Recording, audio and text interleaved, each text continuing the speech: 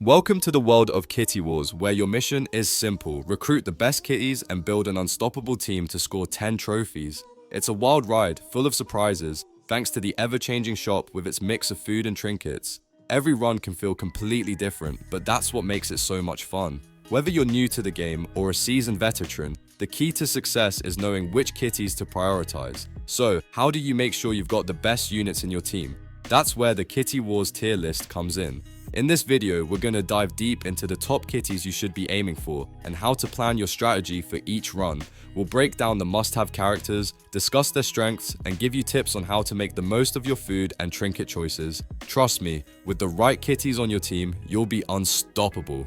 Get ready to learn the best tactics and start scoring those trophies like a pro. I'm quickly moving on to the video and I'm ranking characters in Kitty Wars.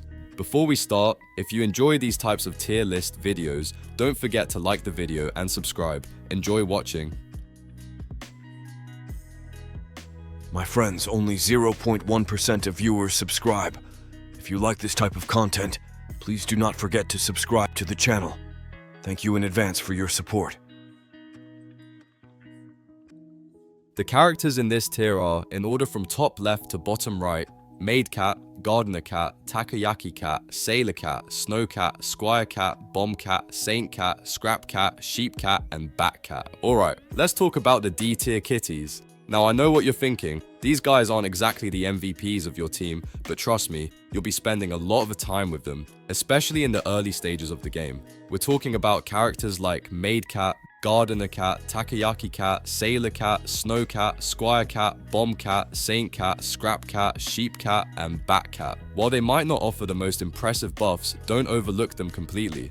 These kitties are great for getting you through those tough early game levels, and as you level them up, they can still be a solid part of your team. Just don't expect them to carry you to victory. But hey, they've got their charm, right? The characters in this tier are, in order from top left to bottom right: Nightmaster Cat, Stitch Cat, Sylph Cat, Aqua Cat, Archer Cat, Captain Cat, Lion Cat, Bunny Cat, Tempura Cat, Magic Cat, Yarn Ball Cat, Turtle Cat, and Mimi Cat. Alright, let's dive into the world of C tier cats in Kitty Wars. These little furballs might not be top tier powerhouses, but they've got their uses, especially early on in the game when you need a little extra help to get things moving. Sure, they won't carry you to victory in the late game, but if you're smart about placement and timing, they can still bring some value to the table. So, let's take a look at these cats, shall we? First up, we've got the Nightmaster Cat. This one's legendary, and it might sound like it's got a lot of potential with its ability to stack buffs for all allies, even if it's sitting in the back row. However, here's the catch: its buff isn't all that impressive in the grand scheme of things. Plus, Nightmaster really needs a strong unit in the front to do the dirty work while it sits back and provides some support. So, while it can help in the early game, it might not be the game changer you're hoping for. Next is the Stitch Cat, another legendary unit, but this one works a bit differently. When it gets hit, it deals damage to 3 random enemies, and it can do this up to 2 times. Seems cool, right? Well, here's the problem: Stitch Cat is pretty fragile and may not last long enough to do any real damage. Also, since it's based on random chance, the amount of damage it deals and its placement in the battlefield can make or break its effectiveness. If you're lucky, it might wipe out some enemies, but if not, it's not much more than a speed bump. Then we have the Sylph Cat, which is an epic rarity. This cat has the ability to evade enemy attacks, making it seem like it could be a tricky one to deal with, but the catch is, it might not even get a chance to do anything before it gets taken out. So, while evading sounds great in theory, Sylph Cat tends to be one of those units that can die instantly without contributing much to your strategy. If you need a bit of healing, the Aqua Cat might be up your alley. Another epic unit, Aqua Cat provides a tiny bit of health to all allies when it's hit, and that effect can stack.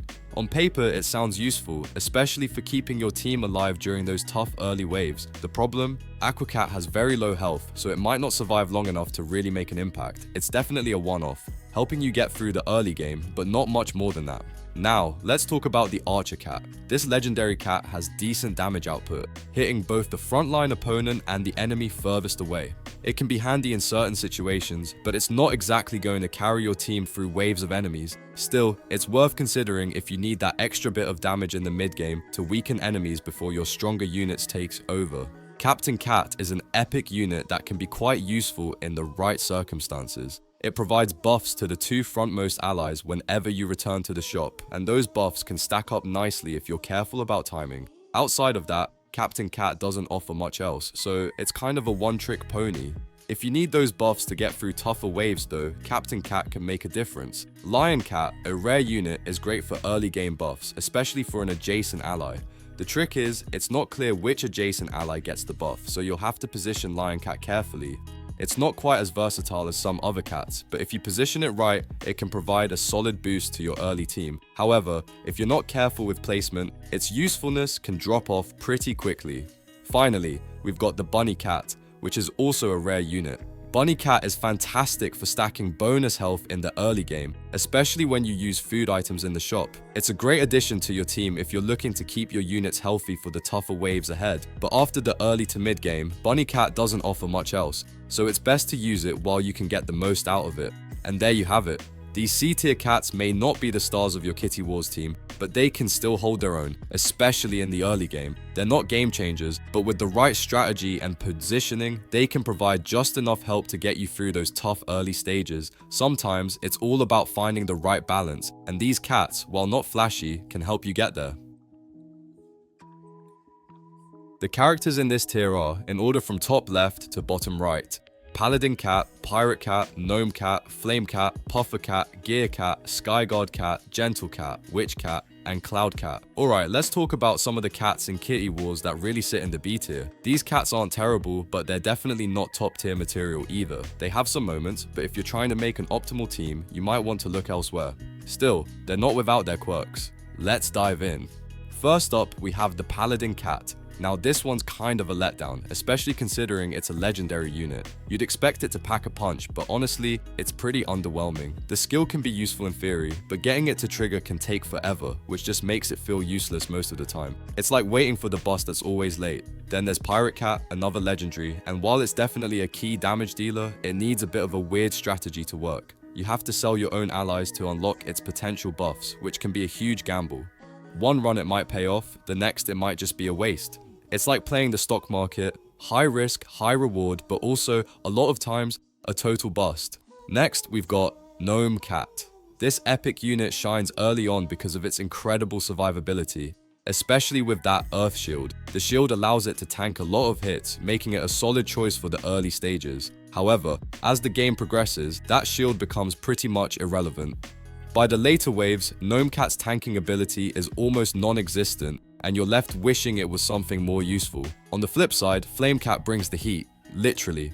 As an epic unit, it's an amazing damage dealer, constantly putting pressure on the enemy team. Early game, absolutely worth buffing and protecting, but once you hit the later stages, its extra damage doesn't really make much of a difference. It's like that one friend who's super helpful in the beginning, but sort of fades into the background as things get more intense. Puffer Cat is an interesting one, mainly because it serves a pretty specific purpose. If you're running an ally death setup, Puffer Cat is an excellent scapegoat. When it dies, it deals damage to the entire enemy team, which gives your other cats the chance to follow up. It's perfect in that niche role, but if your team needs everyone pulling their weight, Puffer Cat becomes less effective as you move into the later waves. Still, for those specific setups, it can work wonders. Gear Cat is a bit of a stall master. If you're running an attrition team where you're trying to wear down the enemy over time, Gear Cat is solid. When it dies, it summons a Mecha Cat, which can act as another hit sponge. This can buy your team more time to deal damage, especially in the early and mid game. But let's face it, once you get into the later waves, Gear Cat just doesn't have the same impact anymore. Skyguard Cat is another unit that thrives on the ally death mechanic. It helps mitigate damage for your whole team, which is particularly useful in the earlier waves. If your team's strategy revolves around the death of units triggering buffs, Skyguard Cat is a great pick. But just like the others, once you hit those later waves, its buffs become pretty insignificant, and you'll probably be looking for something stronger. Finally, we have Gentle Cat. And honestly, this one's kind of a joke by the time you get to the later stages. Early on, it's a great support unit, giving buffs to your entire team when bought. But once you start pushing through tougher waves, Gentle Cat's usefulness just completely falls off. It's like that one teammate who's great at first, but doesn't quite have what it takes to keep up as the game goes on. So, there you have it. These B-tier cats might not be the heavy hitters you're looking for in Kitty Wars, but they still have their moments. Whether it's stalling, tanking, or playing the role of a sacrificial pawn, they can be useful in certain situations. Just don't expect them to carry you through the late game.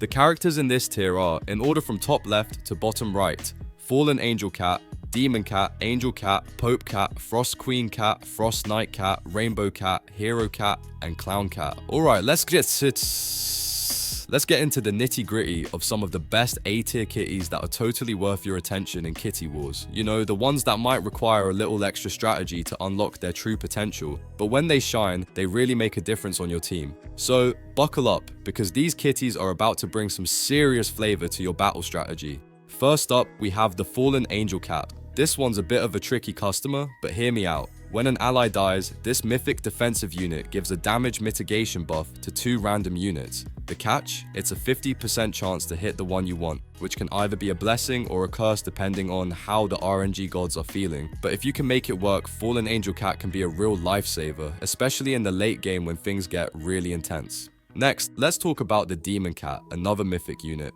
If you're playing a team that revolves around ally death, this one might be your new best friend. Demon Cat gets massive buffs when an ally dies, which makes it an excellent choice for a damage dealing role in a death-oriented team. But just like Fallen Angel Cat, this unit's skills rely on both ally death and a bit of RNG. So, it's all about planning carefully to maximize that potential. Now, I know what you're thinking. More mythics, and I get it, but bear with me. The Angel Cat is up next, and it's got some seriously good protective buffs. Not only does it heal HP for all your allies, but it also gives everyone a one-hit protection shield. Sounds pretty awesome, right?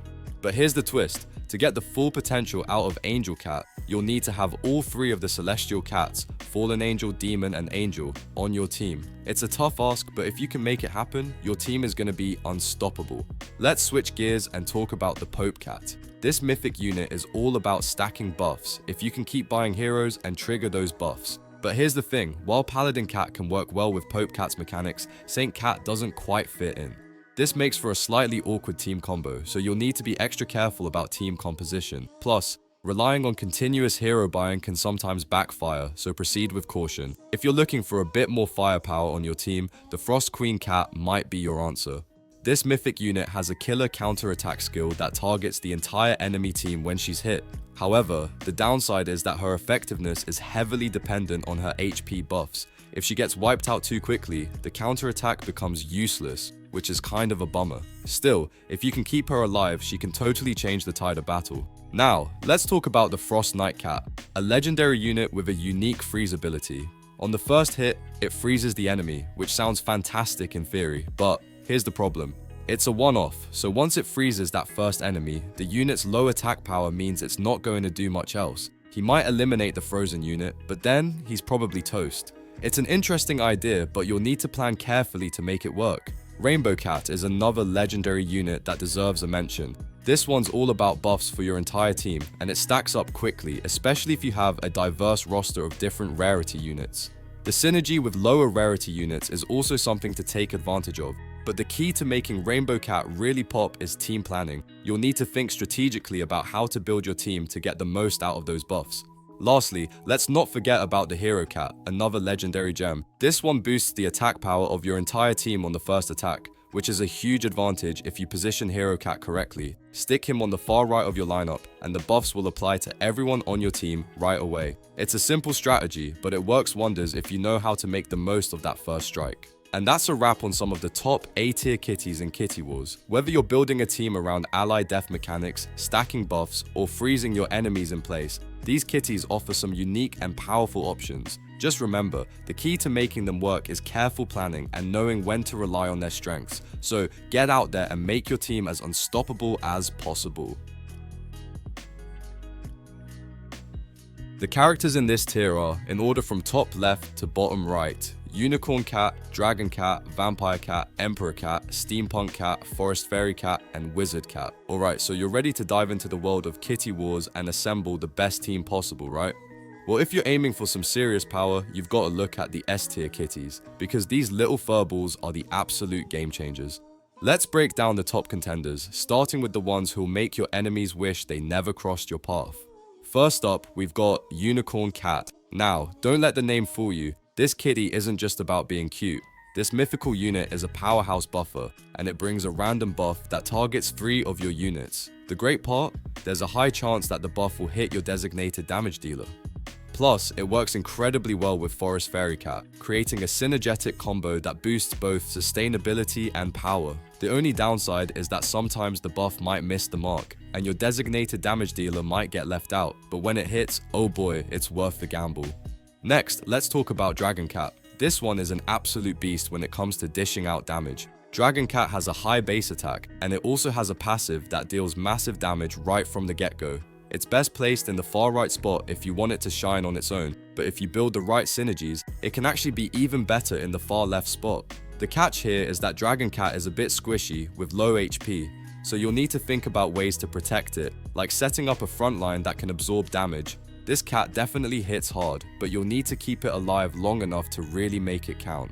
Now, let's move on to Vampire Cat. This one's a self-healing machine. It can keep regenerating health, and with the right setup, it can sustain itself for an amazing amount of time. Plus, it has synergies that can be easily activated, helping you keep that momentum going throughout the run. The catch? Some of the units required to make the synergy work are pretty rare, which could cause problems as the game progresses. But when you get it right, Vampire Cat can be nearly unstoppable, constantly healing and dishing out damage at the same time.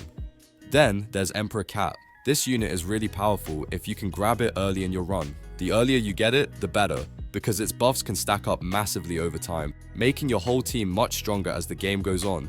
Even without synergies, Emperor Cat is a great pick. The downside is that the units you need to trigger its synergies aren't exactly the best, which might leave you feeling a little underwhelmed at times. Still, if you get it early enough, you'll feel the power boost, and that's hard to beat. Now, we've got Steampunk Cat, and this one is all about attrition. It shines in longer battles, where its synergies with lower rarity units can really start to show their value as the run progresses. However, it's not without its risks. If the enemy setup is just right, Steampunk Cat can get wiped out early, and that could throw off your whole strategy. But if you play it smart and let the battle drag on a bit, this cat can really start to show its worth. Moving on to Forest Fairy Cat, which brings some much needed HP buffs to the whole team. It doesn't have the highest attack, but those buffs are crucial for keeping your units alive and in the fight. The only issue is that Forest Fairy Cat's buff is a one-off at the beginning of the wave, and with its relatively low HP, it can become vulnerable in the later stages of the run. Still, if you use it wisely and combine it with other synergies, it's a great support unit.